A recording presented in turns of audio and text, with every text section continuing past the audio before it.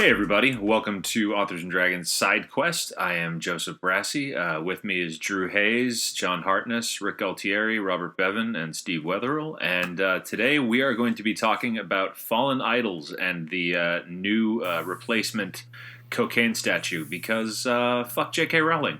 Wait, Fallen Idols? I thought we were talking about our favorite American Idols. I was totally here to go Ruben versus Clay all up on y'all. Yeah, I was going to say fuck those guys too. I'm wearing my Kelly Clarkson t-shirt. What the fuck? Yeah, I mean... It's on in the parking lot, John. All right. You're gonna have, but if you're gonna do that, you gotta have Carrie Underwood soundtracking it. I've been pissed off ever since Justin Guarini didn't win. That's just because you wanted somebody with an unpronounceable last name to win. And because people thought that you were... Chris Daughtry was robbed. Rick thought that Justin Guarini was like his long-lost cousin or something. So for anyone who's unfamiliar with this particular bit of podcast lore,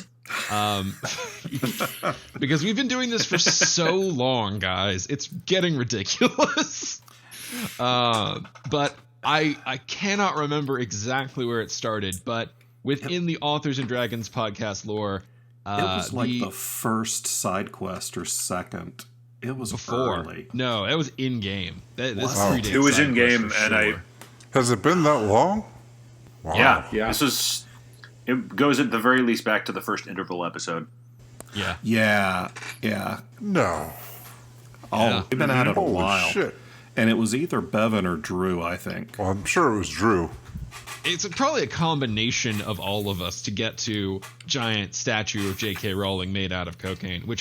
So within the Authors and Dragons lore, at some point we got onto a tangent about a giant statue of J.K. Rowling made of cocaine as, I don't know, a symbol of success or wealth or making it into the industry, whatever we need in the moment. But it's been a long-running bit that we've used on and off and had fun with.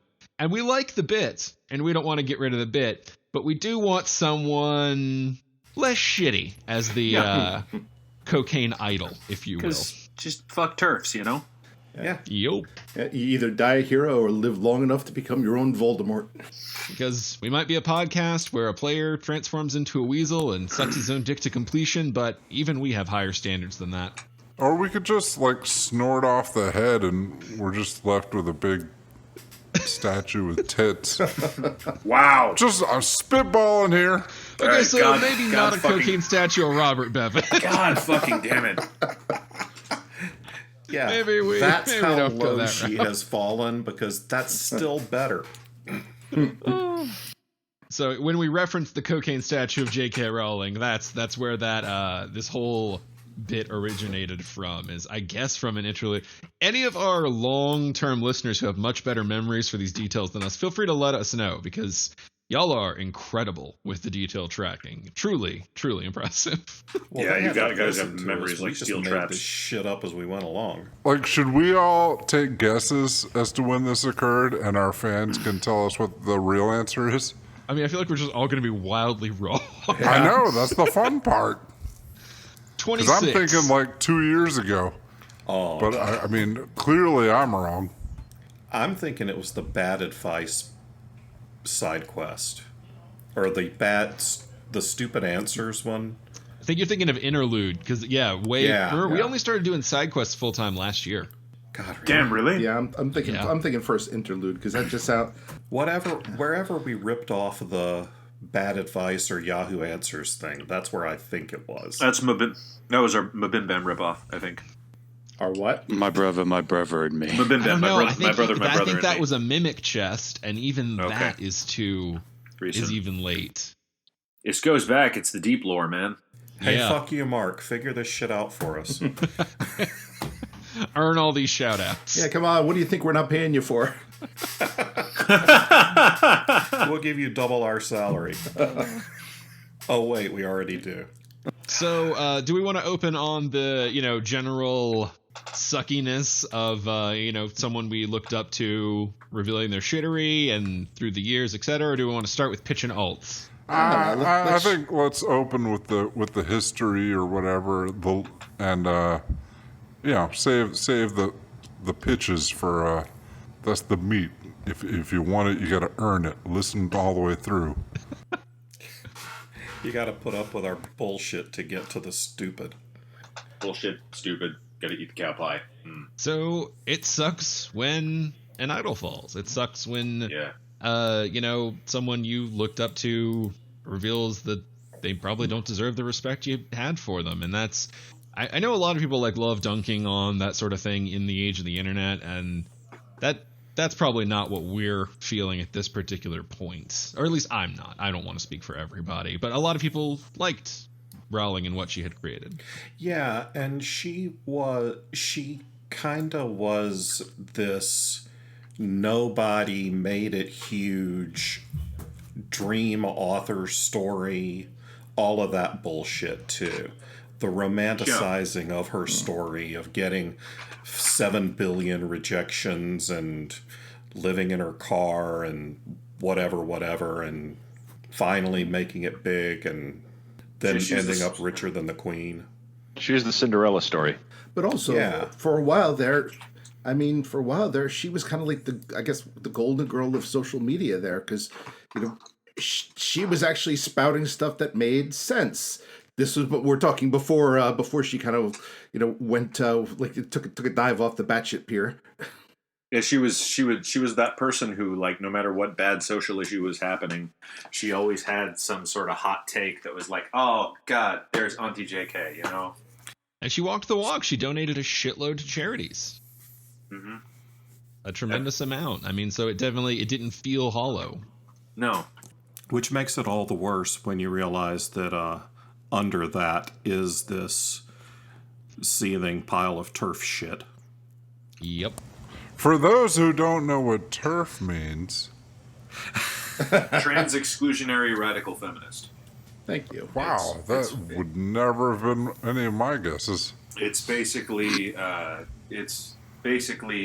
term for a branch of feminism that rejects the validity of trans identity.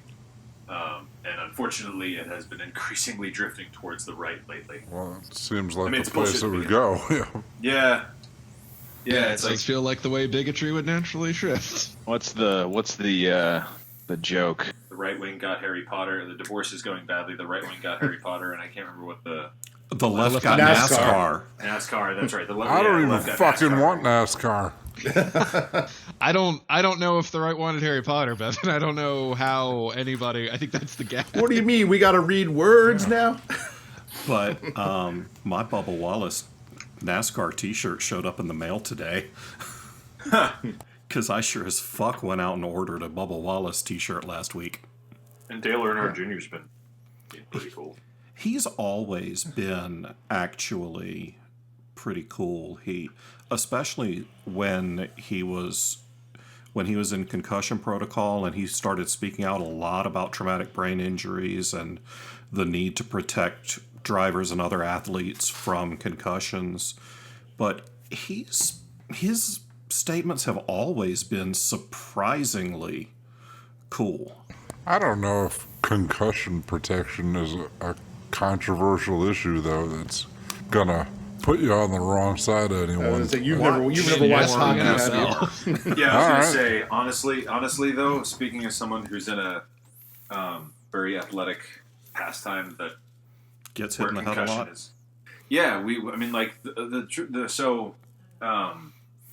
The thing is, we have good protective gear for in HEMA, but the problem is most of us do not have sufficient head protection. Like the masks we've got are solid, but people still get concussions through them for various reasons. People hit too hard, or just freak accidents happen, et cetera, et cetera.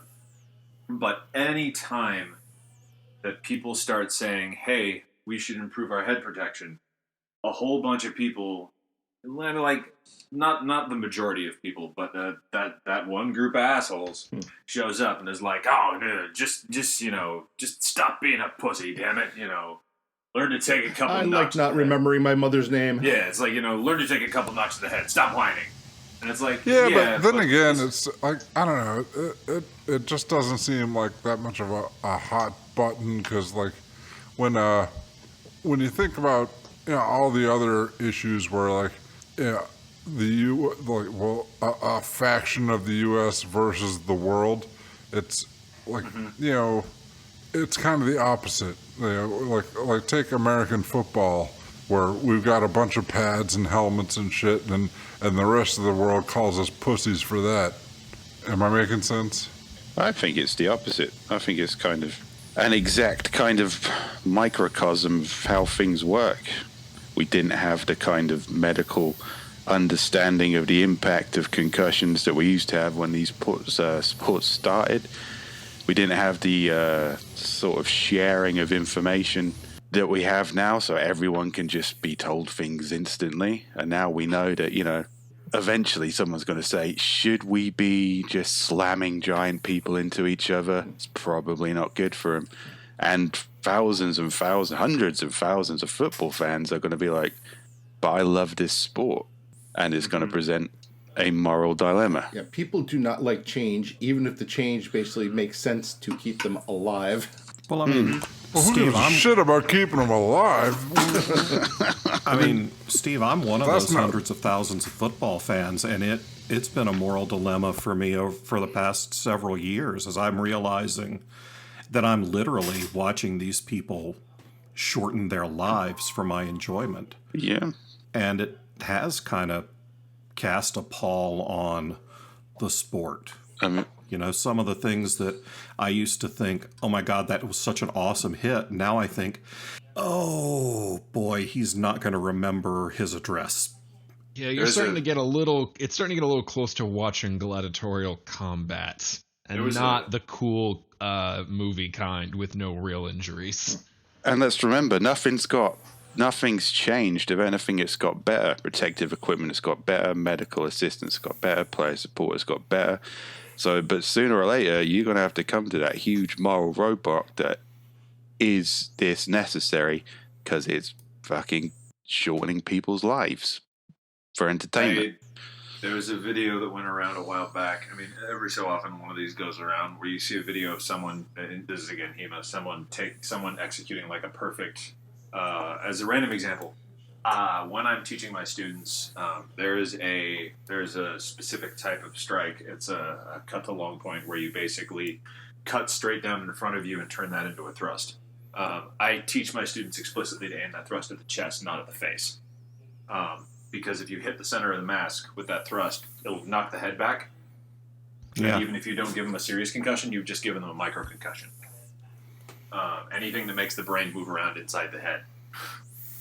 And it's every so often like a video will go around where someone's taken a hit and like whirls around all cool or something and hits the ground, and people who don't know anything about what they're seeing are like, wow, that was so fucking cool, and the rest of us are sitting here going, oh, holy shit, is he okay? Yeah. That sword flexed to 90 degrees when it hit his upper chest. Like, is his collarbone broken? And God, think about some of the shit that we used to watch in pro wrestling. Oh God, yeah. Oh fuck yeah. I was talking to somebody about that, and they were like, I don't, it's like they were talking about like wanting to watch it with their kids, and they're like, I don't know if I can like let my kids see someone like getting hit in the head with chairs. And I was like, well, good news, those have been gone for a long time. Yeah, but man, if you look back at some of those pay-per-views from the 90s, oh God, didn't a wrestler die? More than one. Many of them died doing many things. Yeah, in the ring, you're probably thinking of Owen Hart. Yeah, Chris Benoit was probably the most well-known tragedy. Darren Drozdov was paralyzed from the neck Well, down. that was a like murder suicide. Yeah, that was the most horrific, I would say, of them. But head trauma causes yeah. I'm not a fucking Yeah, doctor, but I mean, back in the days, like the early days of ECW, when before it was bought out, people would purposely go to the arena in white clothes and white hats in the hopes of getting bloodstains on them. And they would bring like frying pans, and wrestlers would take frying pans from the audience and beat people in the head with them. Yeah, it like people will joke. They'll be like, oh, we don't have gladiatorial combat in the movie. We don't have blood sport. I'm like, no, we do. Yeah, I mean, We do. The UFC kind of still is. Oh, Bloodsport, yeah. They hired it. They got a fucking island. They got a private island. To hold their championship. Frying Pan Oh, yeah. Island. We should have seen this coming. For those just tuning in, no, we are not talking about J.K. Rowling beating people up on a private island. But Well, for we're not- enough not money, talking you about could that probably either. beat the shit out of J.K. Rowling on a private island. I don't know. She has a lot of money. She'd outbid you. That's a tough one. For enough money, you can hire a Black Ops crew. The UFC apparently got a private island to do their championship outside the COVID, to get around laws. Oh, Jesus. Yeah, Fuck they Dana named White. it Fight Island. I read about Guys, that. I'm not a fan of any of this shit, but that sounds kind of awesome. Yeah, I mean, there's a SpongeBob episode devoted to Karate Island, and it's like, somebody's like, hey, we're going on a trip. We're to Fight Island. I don't think anyone really hires a private island for good reasons. No, Maybe this is true. awesome reasons, but not good reasons. Yeah, it's not like you're going, hey, we're going to Happy Orphan Island, Oh Yeah, you're shit! thinking back to Fire Festival now, aren't you, Steve? I'm pretty sure that Happy Orphan Island sounds extremely nefarious. Yeah. A lot of weird shit goes down on Happy Orphan Island. The happies in quotation marks. So, looping back around to the semi-topic at hand of idols and falling. So, what happened with J.K. Rowling is not at all the first time by any means that I think any of us have had to come to terms with this. So I sort of wanted to just take a moment and give space for, has anybody had any other idols that fell hard for you? Orson Scott Card. Oh yeah. Yeah. I mean, I was a big fan of the Ender's Game series and of the Alan Maker series, and then Uncle Orson started speaking out really loudly and vehemently against gay marriage and against gay rights, and I was like, wow, so you're just a complete piece of shit. Great. what about Mel Gibson? I mean, that didn't surprise me nearly as much, but sure. I mean, yeah, I don't think that, yeah, I mean, but it's like, for a while there, I mean, he was huge. I mean, he was the A-list. Yeah, He was a movie star, a huge fucking movie star. No, he was at the top of the movie star heap, and then out of nowhere he did his Jesus Christ Massacre movie and just kind of went to batshit town. Yeah, it would be the equivalent of like Tom Hardy right now getting caught doing some horrible rant. Or Keanu Reeves.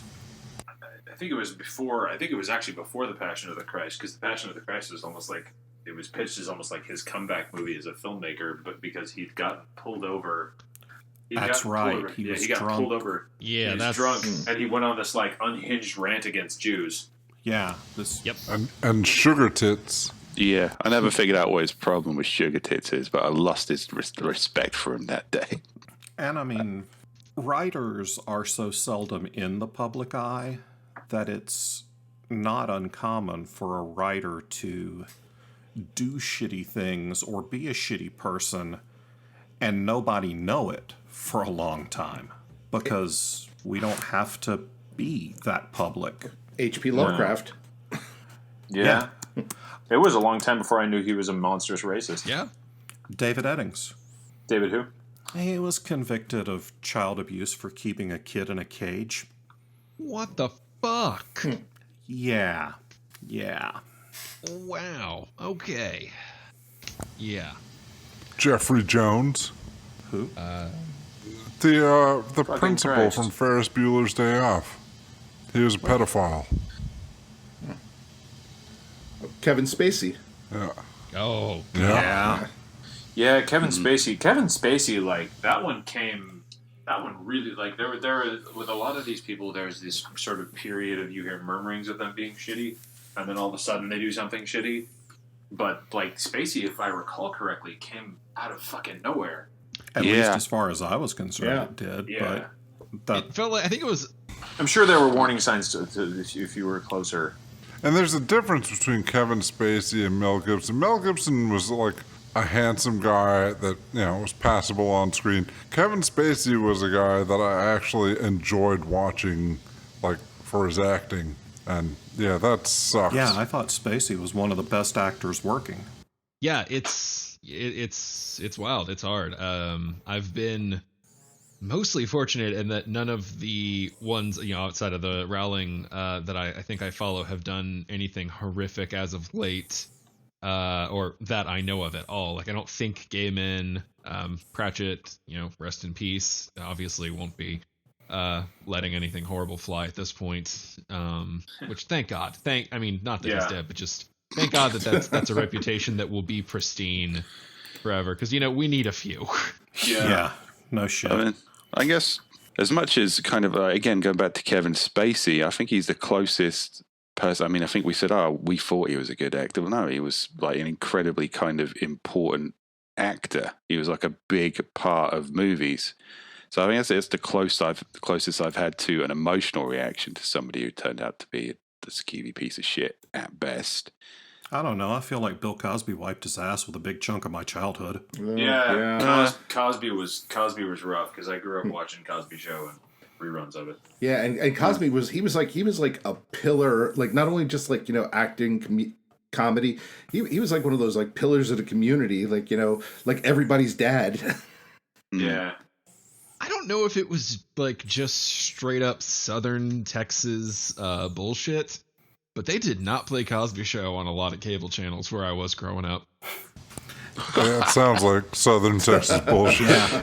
I'm not saying it was impossible to find. It just was not heavy in rotation the way a lot of other sitcoms were. Y'all watch Andy Griffith again, and y'all like it.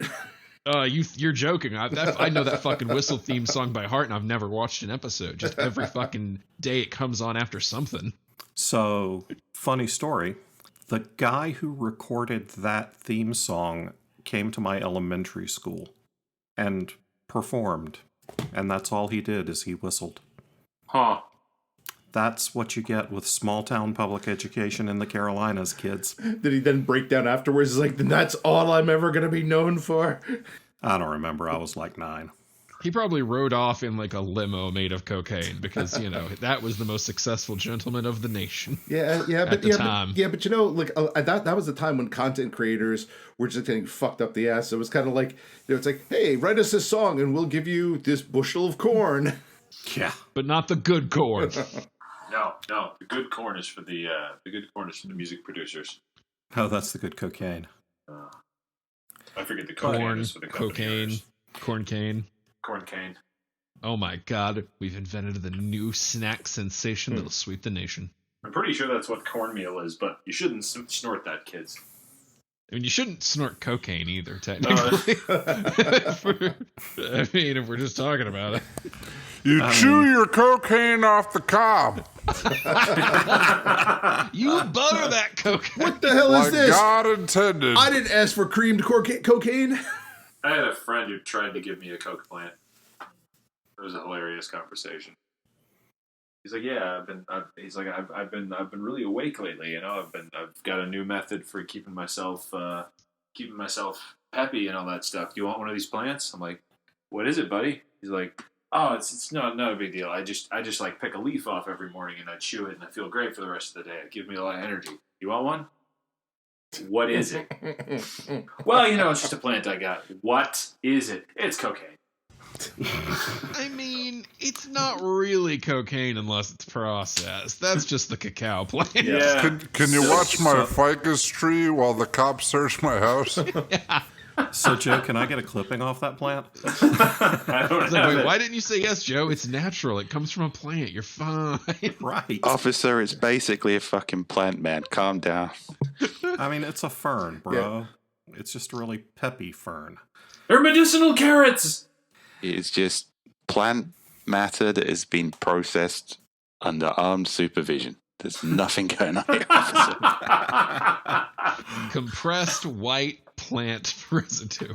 The best Colombian compressed white plant residue. That sweet, sweet Colombian baby powder. Well, on the subject of cocaine. Yes. So we've talked a bit about, having idols fall, but there is another aspect of this to discuss. And it's what it is to be, ideally, a writer that someone is looking up to. Because as strange and dangerously egotistical as it sounds, we have collectively written enough that it's not completely insane to suspect that some fans might look up to us in the way that we have looked up to writers in art that have influenced ourselves.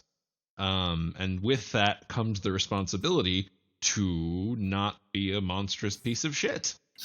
Yeah, most of us are failing at that, Drew. And it's, it's easy to joke about now and everything, but it is also the knowledge. I have the perspective of, we joked just a few minutes ago about the growing up in the South Texas bullshit, but that has given me a very aware perspective of how much shit I did not catch growing up. And a kind of a very, I'm going to be wrong. I'm going to do something, say something incorrect at some point. It will never be with the intention to hurt someone, but I come from like a culture where there were common phrases in my vocabulary that like I had to sit and be like, oh wait, no, that's horrible. You can't, that's not a thing you can say. That's just, what the fuck, man? Like, sitting cross-legged as a child, that's an easy one to cite, was referred to as Indian style, which is just not great on so many levels. Yeah, no, that's so good. That was part of my lexicon too when I was growing up. Tons of stuff like that. And so I know there's ones I haven't caught. I know I'm gonna be wrong. So I guess it's sort of the, how do you work to mitigate that awareness, and not let your fans down? Twitter will sort it out. I feel like I'm going to have a fuck up that's not an innocent accident. And I guess here's the thing. It's like, you also have to kind of walk that fine line between, I actually did say something wrong. Somebody pointed it out, called me out, and I'm gonna apologize. But you also do have to walk that fine line. Like Steve, you mentioned Twitter, and there's all sorts of like virtual signalers on Twitter who will be like, that word you just used back in ancient Babylonian, that was like, a slur against the Hittites. But I'm not really worried about offending most Zoroastrians anymore. They're not a big chunk of my demographic. You monster, you. I know.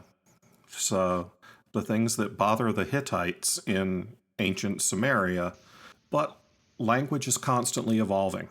Yeah.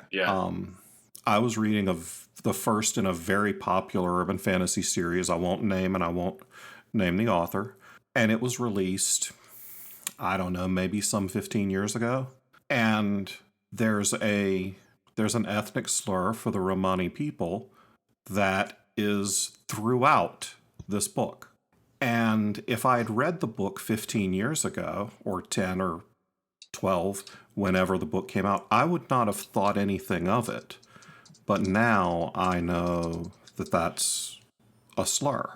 And I'm giving this author the benefit of the doubt that when they initially wrote and published the book, that they were not aware of the nature of the word. See, I think I step it back like a little bit even further than that. Like I want to say, I know for myself, I separate the fiction from the person. I don't really put limits on myself, and I write some really horrible characters. This is true.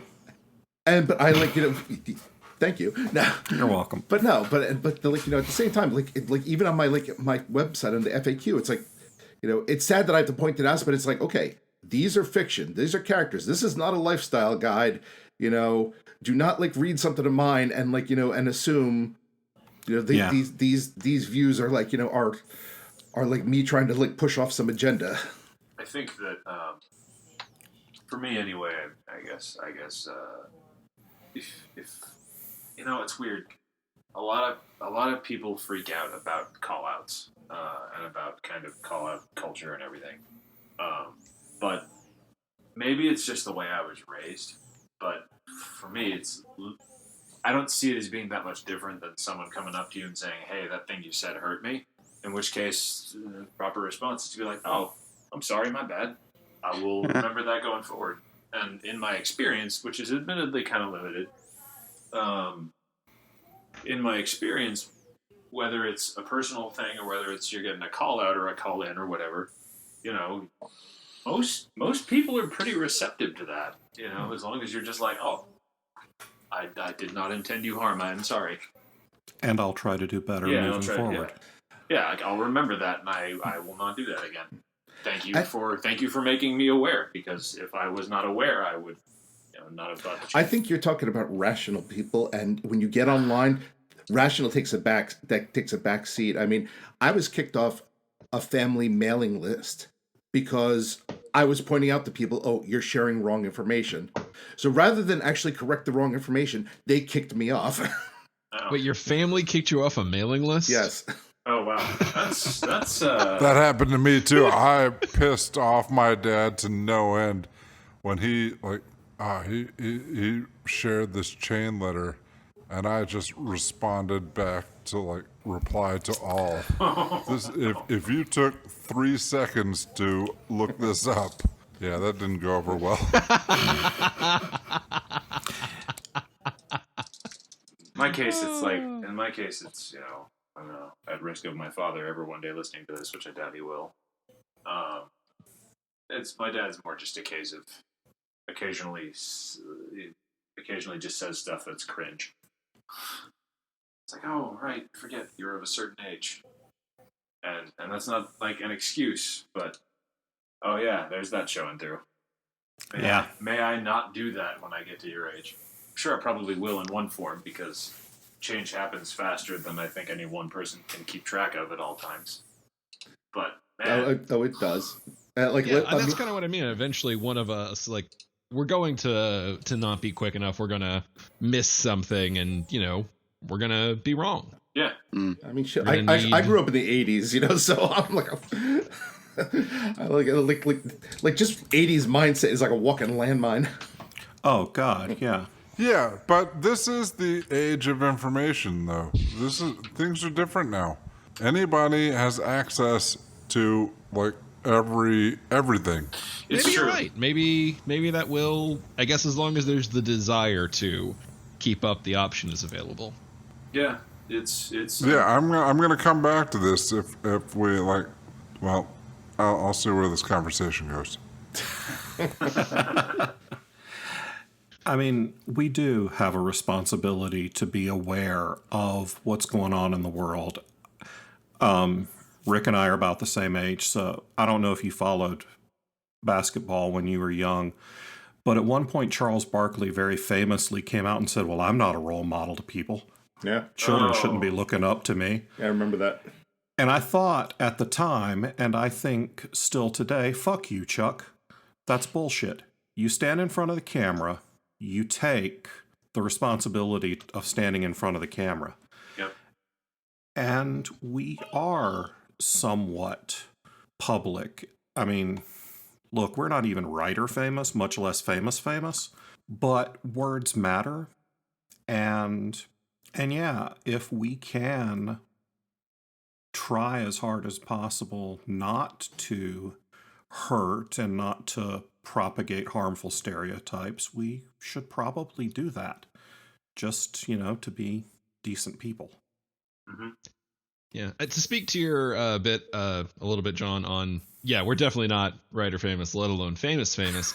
But by that same token, the writer who probably influenced me the most in just overall style, reading, etc. through my childhood was a writer named Gordon Corman, who I'm guessing outside of me talking about him on the podcast, probably no one listening to this has heard of. He does good work. He's been writing for decades for Scholastic Young Adult. Highly recommend him. But by no means is he famous or like a huge name. But if he revealed himself to be a shitbag, it would be devastating to me. Like, that would really fuck me up. More so probably than some of my famous ones I like. So it's not necessarily the reach you have; it's the reach you have to an individual. Yeah, that's a really good point. I've seen this on a very personal level. Probably the biggest fall from grace sort of thing I've experienced happened to me in Hemaland, not public land. So you're dealing with a few people who are a big deal in a very small community. There's a guy who, when I started out, he was both one of the most famous and skillful fencers that we had, and he was also a sort of community pillar. Like, he was the guy who wrote the inclusivity statement that I patterned off of for my own club when I started out. He's from Sweden, you know, and he always tilted a little kind of traditional in his attitudes and stuff. But over the last, oh God, I've been doing this for almost 12 years. Over the last like 5 or so years, he started to slide ever more right, and his online postings started to look ever more fishy. And then he was outed as a fucking neo-Nazi. So I got to watch somebody that I had looked up to, that I had based some of my own statements on inclusivity from, be revealed to be a dude who believed profoundly evil things. And who still believes profoundly evil things. And it's like, that's a hard thing to swallow. That's such like a mind blower. Like, it's one thing if somebody you like, you know, okay, maybe they're edgy, maybe they occasionally like, you know, slip up or just say stupid things, but maybe like their actions are good. But then it's like quite another when you like learn something that like, you know, wow, this person is just evil to the fucking core. Yeah, and what's rough is seeing the number of people who still like diligently insist that he's a good dude. They're like, oh no. And you can tell from, I mean, some of them, there's a handful of them who are just straight up sympathizers and who are just keeping their bullshit under wraps because they're afraid of social consequences, and fuck those guys. But there are also people who you can tell there's like, no, the reality is right in front of you and you don't want to look at it because it's hard. It's an awful truth, but people can be good friends, good parents, good writers, and bad people. Yeah. And that makes it very hard sometimes. It's also worth pointing out that somebody can use all the right language and be seen to believe all the right things and still be a complete piece of shit. I'd take somebody who says the wrong words and maybe questions the status quo, but isn't secretly a fucking pedophile any day of the week. Yeah. Yeah. There is a world of difference between, I mean, somebody who said something bad on Twitter once, like, you know, 10 years ago versus people who walk the walk. And I mean, that's been my thing is like, you know, typically people who are like, you know, anybody can make a mistake. I mean, we've made mistakes and like, you know, we'll continue to make mistakes. But the thing is, true shitbags, it kind of seeps out after a while because that's not something you really can hide long term. Well, going back to the whole J.K. Rowling thing, it's like, you know, all this trans stuff is all over the place right now. And when you make a statement about it right now, you were in the thick of it. This is not an accident. This is like, I know what's going on. I'm choosing to make this statement, you know? Again. Yeah. Yeah. Yeah. Because she did the same shit last year. Yeah. People have been saying that she was a TERF for a while. Yeah, I mean, last year, I mean, it's like, okay, you misspeak, you say something, somebody calls you out, and you're like, oh, crap, you know, I didn't actually mean it that way, because, let's be honest, it's social media, it can easily be misconstrued, but then when you double down on it and say, I'm putting all my chips on this number... We're past double. What's the number of down where you write an essay?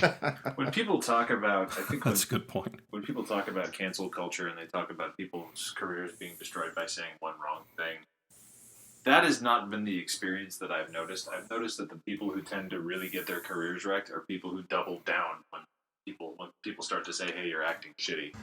Yeah, like, you know, when Jonah Hill, like, you know, called a bunch of paparazzi faggots, then he got on a talk show and like he promptly apologized for it. And I don't think his career's hurting. I don't know if it's doing great, but I feel like that's mostly just Jonah Hill's career decisions. We forgave Pee Wee Herman. I mean, who hasn't had a wank in the back of a I porn never suit? had anything against Pee Wee Herman. Fuck you, Yeah, Rick. honestly, at this point, jerking off in a porno theater seems like such a non-issue for a celebrity. Oh, he jerked off in a consensual space for jerking off? It was also a non-issue. Yeah. Everybody walked into the porno theater with the understanding that jerking off was occurring, right? Right? All right. Well, kind of feels like maybe you should just mind your fucking business. Right. If he's not jerking you Yeah, off against your will, fuck right off. That's Did he make somebody watch him jerk off? No. Did he make somebody make them jerk him off? No. Just by himself in a place for people to jerk off. that's like accusing somebody of smoking in the smoking section. Or in South Carolina. That's like, South Carolina's like the smoking section of the United States at this point, I think. I want to know what the jerking off section of the United States, though, is. Jersey. I mean, it's locked down All right, I'm in the everywhere, right place. I imagine.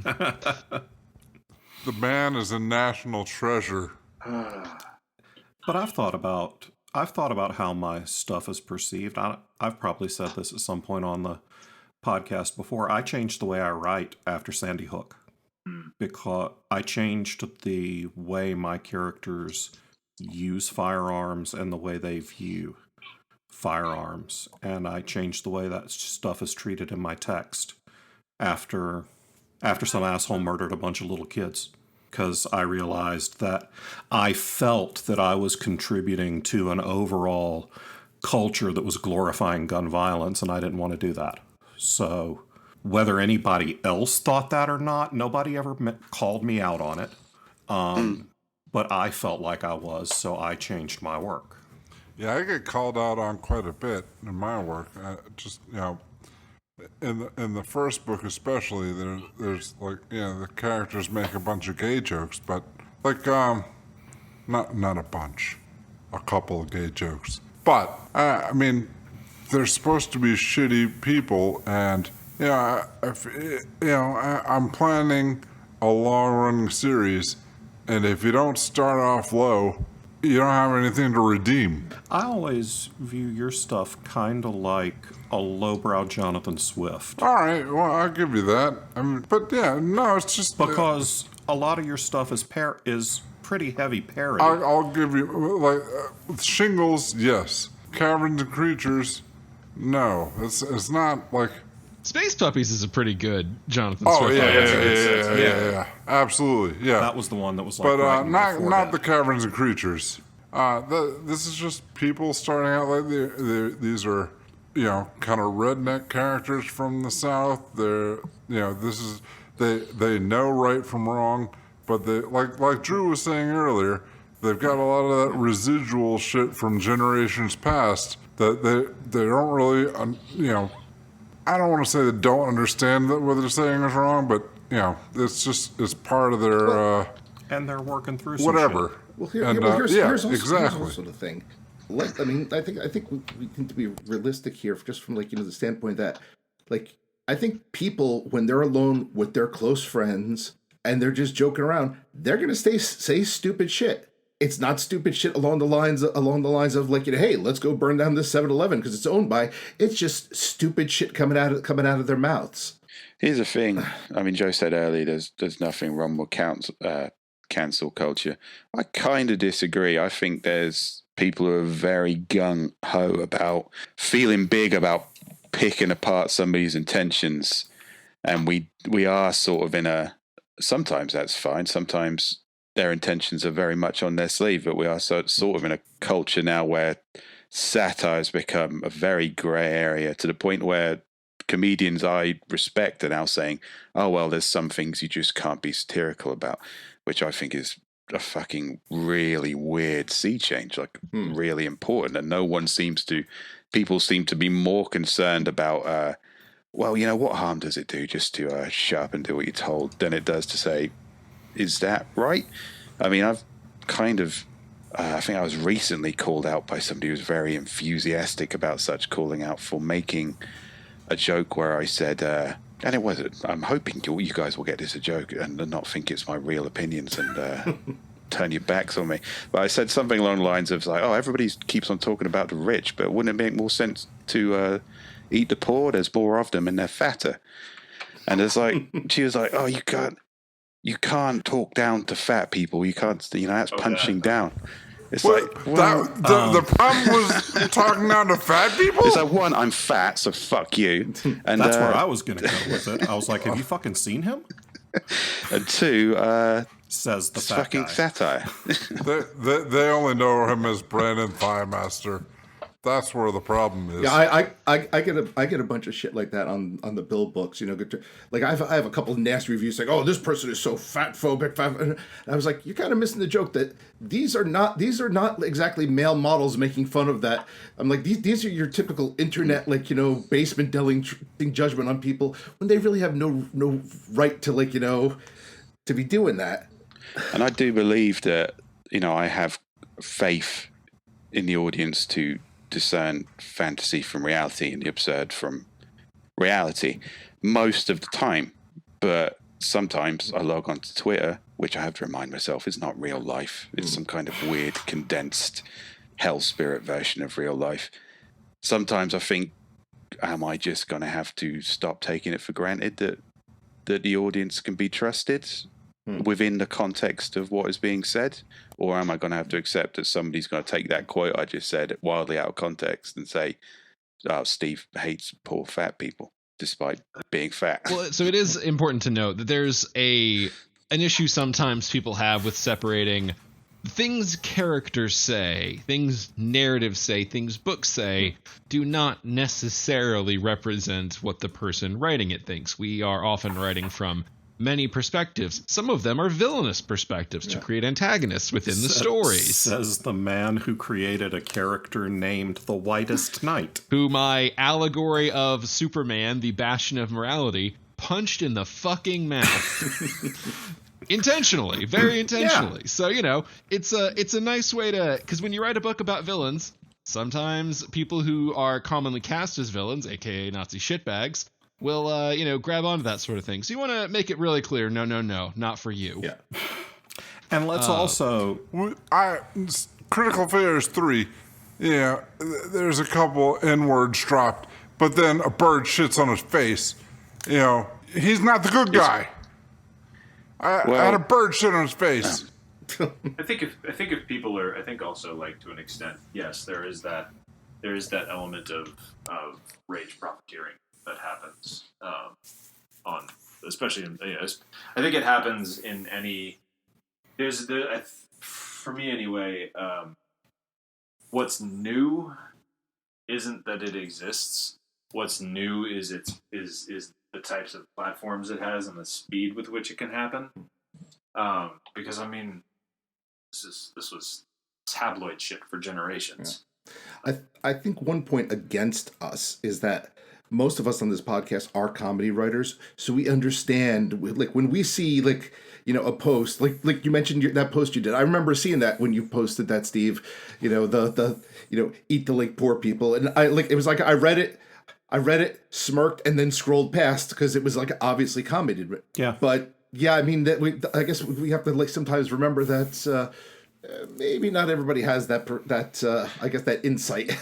Yeah, well, I don't want us to get too lost down this, because ultimately what we're talking about right here is people misinterpreting intentions within the work, whereas kind of where we started is revealing your actual intentions outside of the work. That is true. Yeah, that's true. And that is a very different kettle of fish. Steve does not actually advocate eating people. Or it depends on the circumstance. Also, let's be real. It depends on why you're eating people. Joe is going to provide you with a whole lot more protein and long burn energy, but I'm going to be way better marbled and tastier. That's true. I genuinely don't know how to respond to that statement. Thank you. Don't worry, Joe. I'm going to eat John first. Yes. Sorry, Joe, but John will make better burgers. Look, Joe, just tell us that you're doing the daily salt rub into your skin like we talked about, okay? It's really important for tenderization. It puts the barbecue on its skin. I can only exfoliate so much, damn it. It puts the lemon pepper on its skin, or it gets the hose again. Guys... This lemon hose thing is getting real weird. I've been binge watching Hannibal this week, so all those fava beans, baby. I'm waiting for A&D Con 2021 where people just show up with seasonings for Joe's table. So on the subject of consuming a human-shaped object, we are going to circle back to the original purpose of this podcast episode, where it really kind of germinated from, which is we need a new statue of cocaine. We need a new person to hold up as our symbol of success. You know, be they financial, spiritual, whatever you want to pitch. A person that you would like to see as cocaine. I will start us off to vamp a little, and, you know, this is a throwaway. I'm going to own it up front, but I can stand by it because it's got some strong case. So I'll pitch the John Cena cocaine statue. Hear me out. Ooh. He holds the record by a shitload for most Make-A-Wishes granted, over 650. Which, by the way, if you make the lives of 650 dying children personally better, I think there's a VIP lane for heaven. That feels like there has to be, right? Fuck those other people. It almost feels like casting him in cocaine is a straight ticket to hell. Yeah, but remember, But it's of ours is him. already punched, so we're safe. And we're talking about a statue of cocaine, in theory, for, I don't know, bragging, snorting, whatever the case. John Cena's huge, so that is a lot of cocaine. I'm going to pitch Rick Riordan. Ooh. Because he's similar vein. He's a, YA mid-grade author, but he's like the opposite of J.K. Rowling. He's gone out of his way to make his books super inclusive. I mean, the Percy Jackson books are awesome. But he's made a specific point of putting gay kids in a mid-grade book, which is a big deal. Got a trans kid and a pansexual kid in one of his most recent ones. And the dude created them when he realized that his sort of expanding mythology involved telling a bunch of stories that were very much outside his culture. He created his own imprint for writers of those cultures to write about their own mythologies in his world. And he's got badass Twitter clapbacks, too. Oh, God, yeah. His Twitter clapbacks are awesome. I mean, he was able to clap. So, like, he was able... the Percy Jackson series is apparently getting an animated series on Netflix, or on Disney+. And he clapped back at Disney about the movies they made of his books. And Disney just took it. Nice. I'm going to throw out, I think similar to, to Drew's, I'm going to throw out Chris Evans. Because not only would we get to snort America's ass, but but this is a guy who played Captain America, and pretty much I've never heard anything nasty about him. Like, he seems to kind of live the ideal. Yeah. And then in Knives Out, we saw that he can actually act, because he was amazing in Knives Out. Fucking so good. Because I thought that Captain America was just him being like his best self, but then Knives Out, I'm like, shit, he can act. Because we certainly didn't see that in Fantastic Four. Every role he did before Captain America was Jerkman. So this is just him returning to form as Jerkman. Yeah, kind of. Attractive Jerkman, but Jerkman. And now we can all have the picture lodged firmly in our minds of Rick with his nose buried in Chris Evans' ass. That's going to live in my head for a while. Thank you. You're welcome. Yeah. I'm sure there's fanfic of that out there somewhere. I'm gonna snort the cocaine from the inside. His head starts to deflate. I'm gonna come out the throat. All right. So mine actually starts from a similar place as Drew's, but in the go big or go home mantra, fucking Big Show. It's a lot of cocaine. Yeah, that's a lot of cocaine. And I'm talking like old school Big Show with hair. So we get the cocaine hair too. All right. Well, then I'm going with the mom from Gilbert Grape. Ooh, shit. No. That's almost full Jabba. As far as amount of cocaine, if that's what we're going for. Well, That's also the one Big Show. of the criteria. Well, That's not really my You're pick. just going full quantity. Just making a joke. Big Show's also a fan of science fiction and fantasy literature. He likes some of the books from people that he likes some of our stuff. He's a fan, and he's funny, and he plays D&D, Which is dope. Yeah, I would not I would just force his character to make all his death saves. But I think Joe Manganiello DMs for him, so he's less frightened. Very reasonable. All right. And you get multiple picks, Bevan. Go nuts. Use the Gilbert Grape mom if you want. Live your best life. No, that wasn't the pick I had originally. All right, who do you want to go with first? Robert Bevan. All right. Make your pitch. Oh, hear me out. This is not from a standpoint of arrogance. This is, we've been talking about this whole time. So you never know, your idols. I want to aspire to be the person that I want the cocaine statue made of. Does that make sense? You want to be the kind of man that people want to make a cocaine statue out of. No, I don't want other people to want a cocaine statue. You want of to live me. up to the ideals of the cocaine statue. That's right. You want this is just for me, not You for just want to everyone. you just want to take a photo of yourself with cocaine, Bevan. That's pretty fucking admirable. Well, all right, John gets it. I think Bevan just wants to use the carpool lane and put a hat on the cocaine Bevan. I know a guy who did that with a blow-up doll. He Sure, put John. You know a guy. Wink, wink. I have a wife. I can just put her in the passenger seat and say, "Hey, honey." This is your life now. You live it. Let's go pick up some kids that we don't have. We're going to use all the lanes. All of them. I am in NASCAR country. We use all the lanes. But only go left. Only left. I can't get much further left. You can be Joe. I think we've all done a first round except Steve. Yeah, I think if I was going to make a serious pick, again, I was talking earlier about not having emotional attachments. Kevin Spacey, very famous, very important part of the acting world, had turned out to be a piece of shit, but not really any emotional attachment there. And to be honest, I didn't really have any emotional attachment to J.K. Rowling.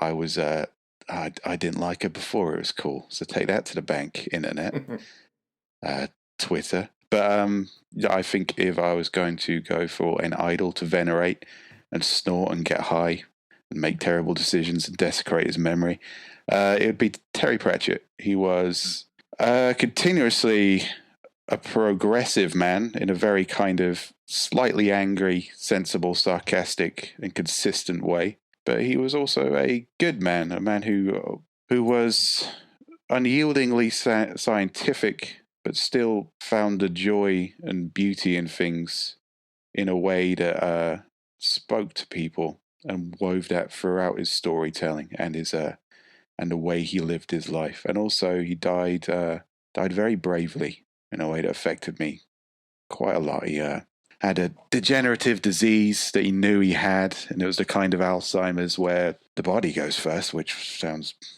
I don't know which one's more horrific, but I guess it means he was cognizant till the end.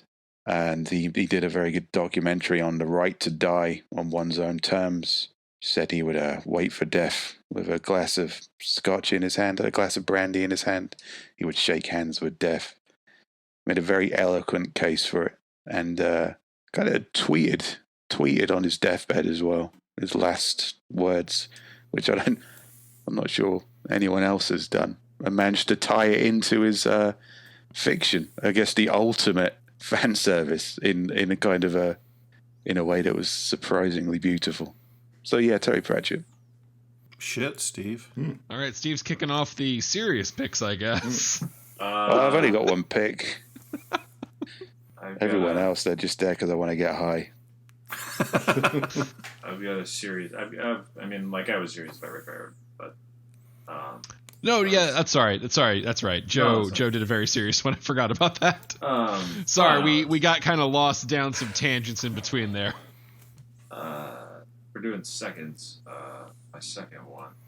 You don't have to by any Oh, means. okay. It's All you right. can just pitch as many as you want. I figured some of us might want to do some fun ones and then kind of go for more serious ones. All right. Well, here's a fun one.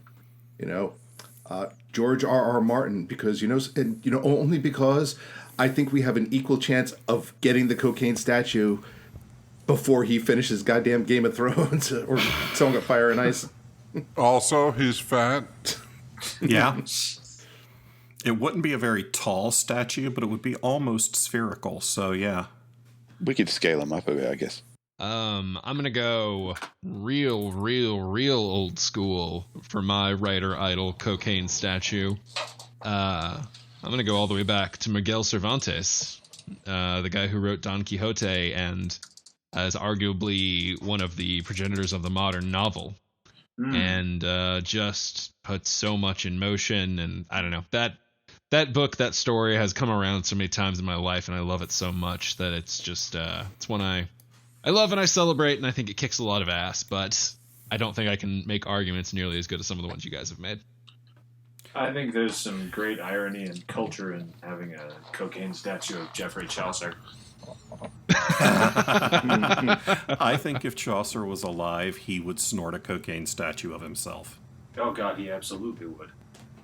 I'll go further back. I'll have a cocaine statue of Jesus, just to piss people off. Snort the Christ.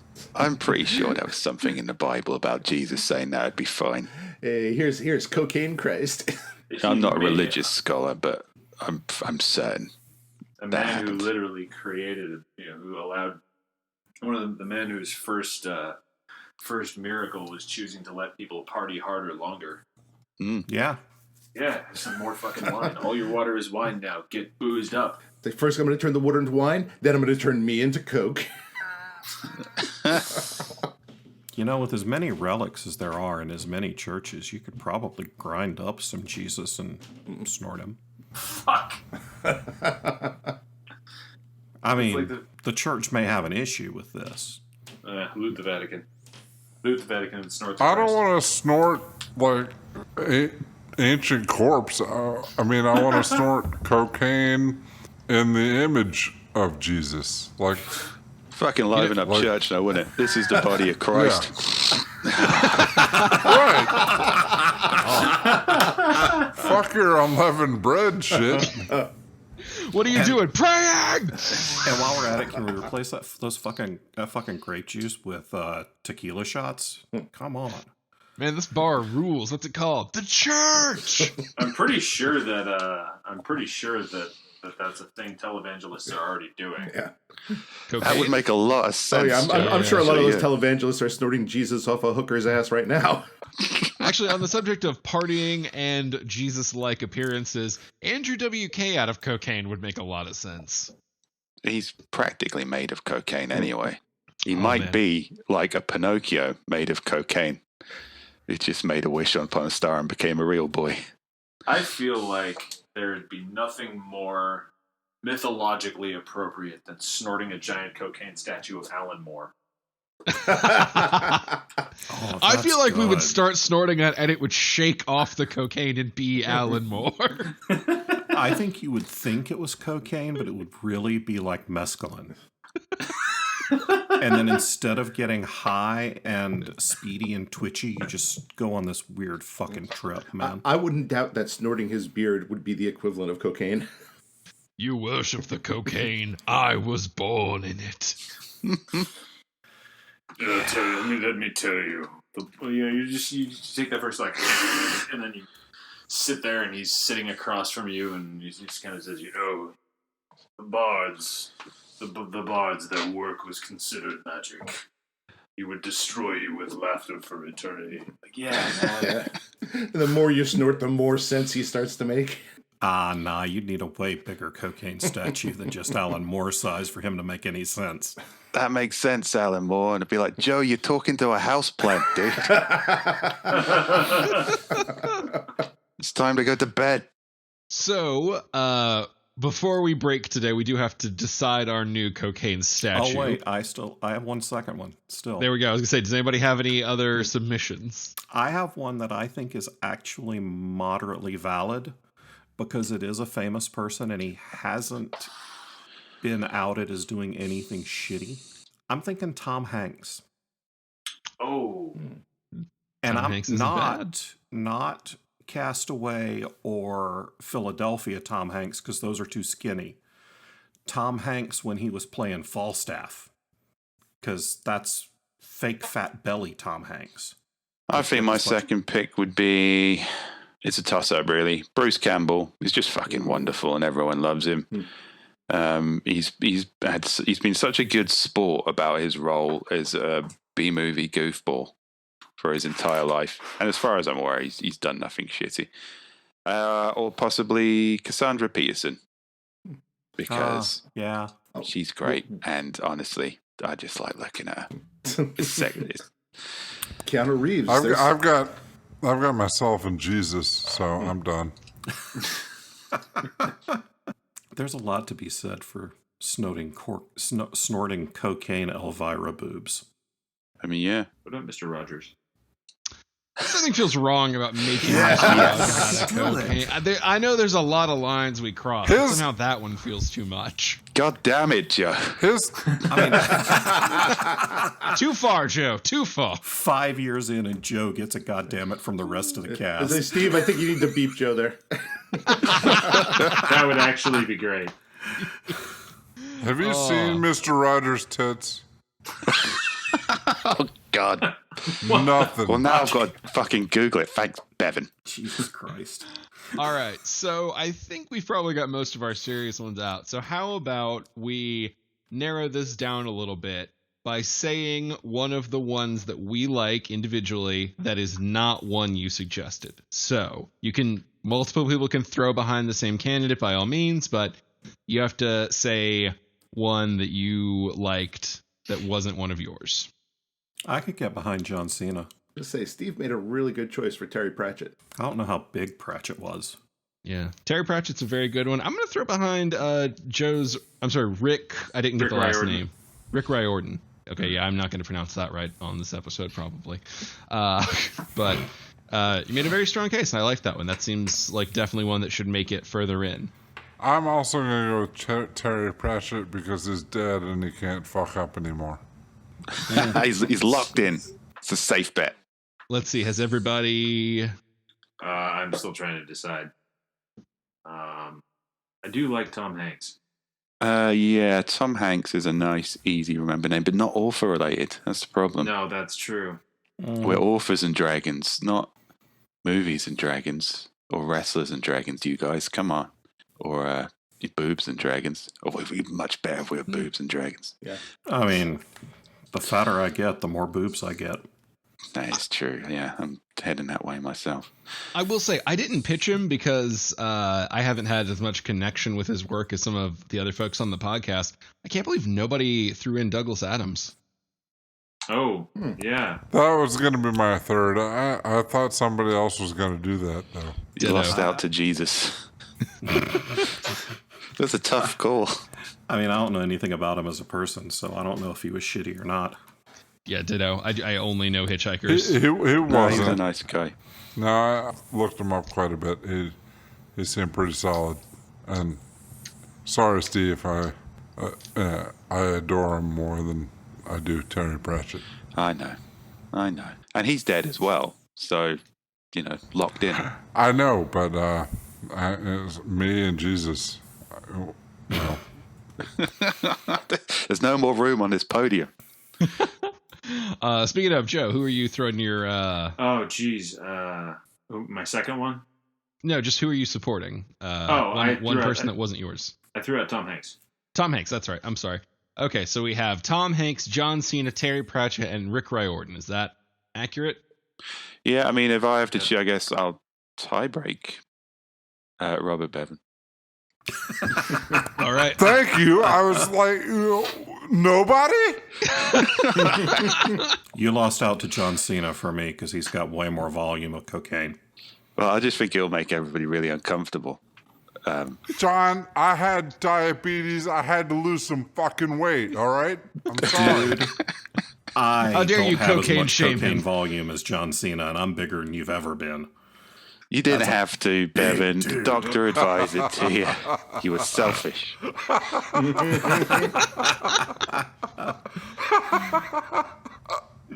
Okay, so that means our finalists are John Cena, Terry Pratchett, Rick Riordan, Robert Bevan, and I think I'm missing one, aren't Tom I? Hanks. Tom Hanks. All right. Yeah. All right, so no more limits. You can vote for your own by all means. So those are our 5 finalists. So do we want to vote for one to eliminate, or do we want to just try and vote for one and see how the fucking numbers shake out? Voting for one to eliminate makes way too much sense. So let's just do it the fucked up way we do everything else. Okay. I feel like we have a good consensus on Terry Pratchett, and he makes a lot of sense as a comedic author as well. So I will vote for Terry Pratchett. I feel like Terry Pratchett. I'll actually also vote for Terry Pratchett because I feel like Terry is well known enough that most people would understand what we're talking about, and I think cultural impact is part of what makes it funny.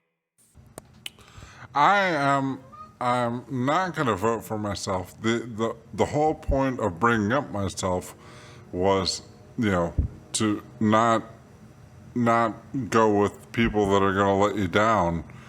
So strive to be the person that you want the cocaine statue made of. But yeah, I'm probably going to let you down. So I'm going to also go with Terry Pratchett. Because he's dead, and he can't let us down any further. I'm going to make a completely selfish choice. I'm going to vote for Robert Bevan because I know at least a few people will look and be like, "Oh my God, a cocaine statue of Rick Gualtieri." Solid.